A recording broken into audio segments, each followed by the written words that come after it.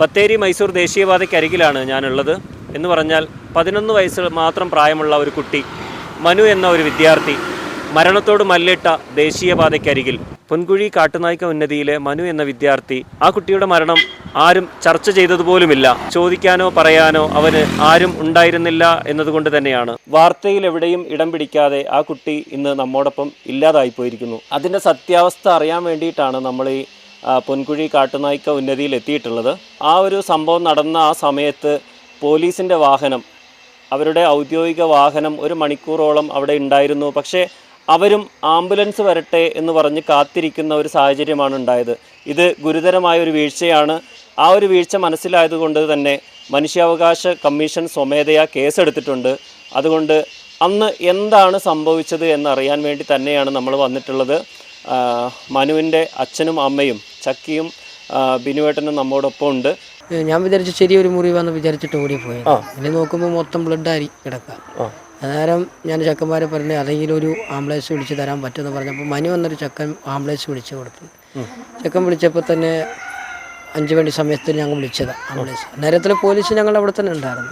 Police ഉണ്ടായിരുന്ന സമയത്ത് പിന്നെ പോലീസുകാർ കുറേ വണ്ടിക്കാർക്ക് തടഞ്ഞിട്ടും പിന്നെ പോലീസിൻ്റെ വണ്ടിൻ്റെ അടുത്ത് പോകാനുള്ള വകുപ്പുണ്ടായിരുന്നു. പക്ഷെ പോലീസ് അത് ചെയ്തില്ല. പിന്നെ നിങ്ങൾ പോലീസുകാരോട് പറയുന്നുണ്ടായിരുന്നോ വണ്ടിയിൽ കയറ്റി ഒന്ന് കൊണ്ടുപോകണമെന്ന് പറയുന്നുണ്ടായിരുന്നോ? ഞങ്ങൾക്ക് അതിനൊരു അറിയുന്നില്ലല്ലോ, ശരിക്കും അതിൻ്റെ പറ്റൊന്നും അറിയുന്നില്ല. ഇതുവരെ ഞങ്ങൾ അങ്ങനെ കണ്ടിട്ടില്ലല്ലോ. പോലീസിൻ്റെ വണ്ടിയിലൊക്കെ അങ്ങനെ പേഷ്യൻ്റ് ആൾക്കാരെ എടുത്ത് പോകാൻ കണ്ടിട്ടില്ല.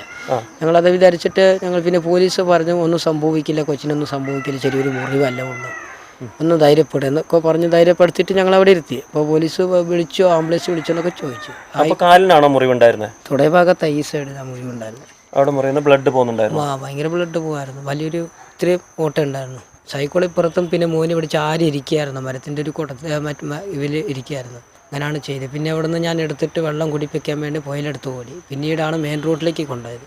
അന്നേരം പോലീസ് വന്നിട്ട് ചോദിച്ചു വണ്ടി വിളിച്ചോ ഏതെങ്കിലും എന്ന് ചോദിച്ചപ്പോൾ ആംബുലൻസ് ഞങ്ങൾ 108 വിളിച്ചിട്ടുണ്ട് എന്ന് വിളിച്ചപ്പോൾ എന്നെ പെട്ടെന്ന് വരാൻ പറയുന്നൊക്കെ പറഞ്ഞു.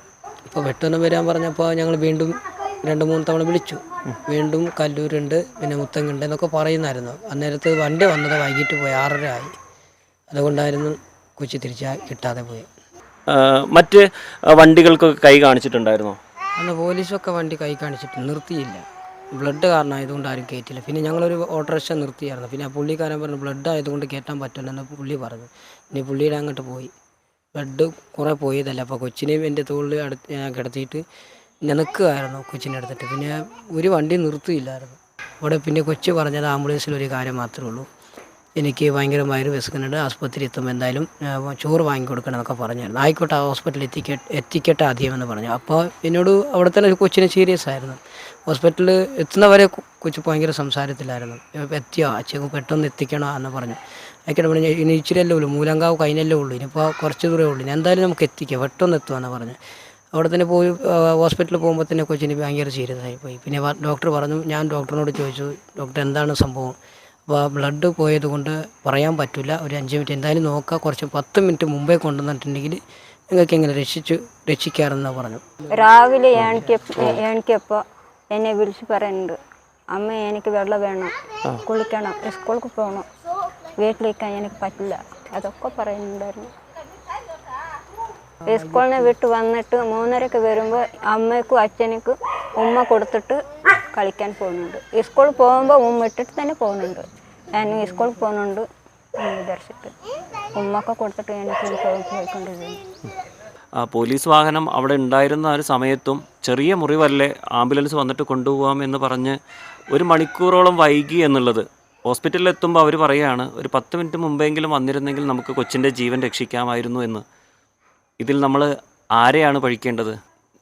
ആൾക്കാർക്ക്, ജനങ്ങൾക്ക് ഉപകാരപ്പെടേണ്ട ഒരു വാഹനവും നിയമപാലകരും സംരക്ഷകരും നോക്കുകുത്തികളെ പോലെ കുഞ്ഞു മുറിവല്ലേ എന്ന് പറഞ്ഞ് മാറി നിൽക്കുന്ന ഒരവസ്ഥയിൽ നമുക്ക് അടങ്ങാത്ത ദേഷ്യവും സങ്കടവും ഈ കുടുംബത്തോടൊപ്പം ചേരുമ്പോൾ വിഷമവും തോന്നുകയാണ്. ഈ ഉന്നതിയിൽ ഒരുപാട് മക്കളുണ്ട്.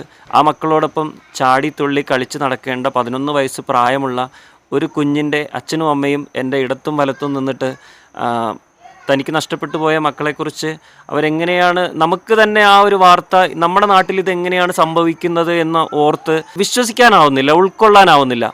ഇങ്ങനൊരു സംഭവം ഉണ്ടായിട്ട് ഇനിയും ഇത് ആവർത്തിക്കപ്പെടാതിരിക്കാൻ വേണ്ടി മാത്രമാണ് നമ്മളിവിടെ എത്തിയിട്ടുള്ളത്. ഹൈവേ പോലീസ് അവിടെ ഉണ്ടായിരുന്നു. 1 മണിക്കൂറോളം ഇവർ വാഹനത്തിന് വേണ്ടി കാത്തിരുന്നു. ഡോക്ടർ പറഞ്ഞത് 10 മിനിറ്റ് മുമ്പെങ്കിലും നിങ്ങൾ എത്തിച്ചിരുന്നെങ്കിൽ ആ കൊച്ചെന്ന് നമ്മളോടൊപ്പം ഉണ്ടാകുമായിരുന്നു. വലിയൊരു അനാസ്ഥയാണ്. എങ്ങനെയാണ് സാർ നമുക്കിത് പറയാൻ പറ്റും? അല്ല, തീർച്ചയായിട്ടും മനുവിൻ്റെ അച്ഛൻ ബിനു കാര്യങ്ങൾ വിശദീകരിച്ചു. ഹൈവേ പോലീസ് ഇവിടെ ഉണ്ടെന്ന് പറയുന്നു. സ്വാഭാവികമായി ഒരു അപകടം സംഭവിച്ചു കഴിഞ്ഞാൽ അപകടാവസ്ഥയിൽ ഏത് സ്റ്റേജാണെങ്കിൽ പോലും കിട്ടുന്ന വാഹനത്തിൽ ഏറ്റവും അടുത്തുള്ള ശുശ്രൂഷ കേന്ദ്രത്തിൽ എത്തിക്കുക എന്നുള്ളതാണ് പോലീസിൻ്റെ മാത്രമല്ല ഏതൊരു വാഹന ഉടമയുടെയും ദൗത്യം.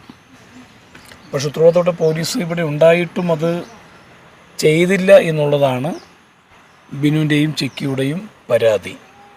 മാത്രമല്ല ഡോക്ടർമാർ വളരെ വ്യക്തമായി പറഞ്ഞു 10 മിനിറ്റ് മുമ്പെങ്കിലും നിങ്ങൾ എത്തിച്ചായിരുന്നെങ്കിൽ കുട്ടിയുടെ ജീവൻ രക്ഷിക്കാമായിരുന്നു എന്ന് അവരോട് പറഞ്ഞപ്പം അവർക്ക് കൂടുതൽ പ്രയാസം തോന്നിയ കാര്യത്തിൽ.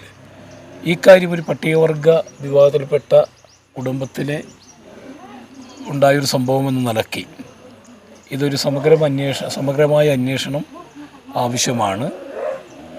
ആ കുട്ടിയുടെ മരണത്തെ സംബന്ധിച്ച് എന്താണ് സംഭവിച്ചത്, അപ്പോൾ 2 കാര്യത്തെക്കുറിച്ച് അന്വേഷണം നടത്തേണ്ടതുണ്ട്. ഒന്ന്, എന്തുകൊണ്ടാണ് ഹൈവേ പോലീസ് ഇവിടെ ഉണ്ടായിട്ടും ഈ കുട്ടിയെ സമയബന്ധിതമായി ഹോസ്പിറ്റലിൽ എത്തിച്ചില്ല, അന്വേഷിക്കണം എന്താണ് വീഴ്ചയെന്ന്. രണ്ടാമതൊരു കാര്യം, ഹോസ്പിറ്റലിൽ എത്തിച്ചപ്പോൾ കുട്ടിക്ക് വ്യക്തമായുള്ള ട്രീറ്റ്മെൻറ്റ് ലഭിച്ചിട്ടില്ല എന്ന് അമ്മ പറയുന്നു. ആ കാര്യത്തെക്കുറിച്ചും അന്വേഷണം നടത്തണം. തീർച്ചയായിട്ടും ഈ കാര്യങ്ങൾ അന്വേഷിക്കുന്നതിന് വേണ്ടി കേരളത്തിൻ്റെ മുഖ്യമന്ത്രിയെയും അതോടൊപ്പം തന്നെ പട്ടികവർഗ വകുപ്പ് മന്ത്രിയെയും ആഭ്യന്തര വകുപ്പ് മന്ത്രിക്കും ഞാൻ ഇന്ന് തന്നെ എൻ്റെ റിപ്പോർട്ട് ഞാൻ സമർപ്പിക്കും. ഞാൻ ഈ കോളനിയിൽ വന്നതും ഇവരായി കണ്ടതും സംസാരിച്ചതുമായ കാര്യങ്ങൾ ഇന്ന് തന്നെ ഞാൻ റിപ്പോർട്ട് ചെയ്യും. ഒരു സമഗ്രമായ അന്വേഷണം അതിൻ്റെ അകത്ത് ഉണ്ടാകേണ്ടതുണ്ട്. ഈ കുടുംബത്തെ സംരക്ഷിക്കേണ്ട ബാധ്യതയുണ്ട്. മാത്രമല്ല വിദ്യാർത്ഥിയാണ്. അപ്പോൾ അതുകൊണ്ട് കുറച്ചുകൂടി ആ ഗൗരവത്തിൽ ഈ കാര്യത്തിൽ കാണേണ്ടതുണ്ട്. ആ കാര്യത്തെക്കുറിച്ച് ഇവിടുത്തെ ജനപ്രതി എന്ന നിലയ്ക്ക് വളരെ വ്യക്തമായ അന്വേഷണങ്ങൾ നടത്താനുള്ള സംവിധാനം ആലോചിക്കും. പഞ്ചായത്ത് പ്രസിഡന്റ് ഈ വിഷയം എന്നോട് പറഞ്ഞിരുന്നു.